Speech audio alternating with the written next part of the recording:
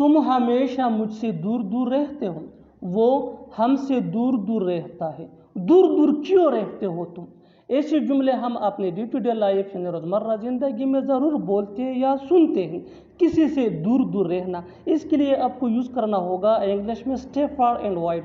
आइए complete structure देखते हैं। सब्जेक्ट प्लस हेल्पिंग वर्ब, जिसको ऑक्सिलरी वर्ब भी कहा जाता है, ये टेंस या सब्जेक्ट के मुताबिक होता है, plus stay far and wide. Stay ये मेन वर्ब है जो चेंज हो सकता है सब्जेक्ट या टेंस के मुताबिक, plus from, plus object pronoun यानी मी, आस, यू, हिम, हर, देम या नाउन। अच्छी तरह समझने के लिए कुछ मिसालें देखते हैं। तुम हमेशा मुझसे दूर दूर रहते हो, you always stay far and wide from me.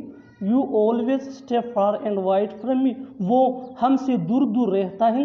He stays far and wide from us, he stays far and wide from us. दूर दूर क्यों रहते हो तुम? Why do you stay far and wide, why do you stay far and wide. बिल्कुल हम structure को step by step follow कर रहे हैं। आप भी स्ट्रक्चर की मदद से सीख सकते हैं, बना सकते हैं। ऐसे बहुत से जुमले अंग्रेजी जुबान में आसानी say that can be really helpful for you. अच्छी तरह समझने के लिए एक और मिसाल देखते हैं। One more example for better understanding. मैं तुमसे दूर दूर नहीं रहना चाहता, मैं तुमसे दूर दूर नहीं रहना चाहता। I don't want to stay far and wide from you, I don't want to stay far and wide from you. और आखिर में ये सेंटेंस आपके लिए कमेंट सेशन में इसका जवाब ज़रूर देना। दूर दूर रहना बंद करो, दूर दूर रहना बंद करो। Subscribe to English PS for more advance English sentence structure. Thanks मानिया।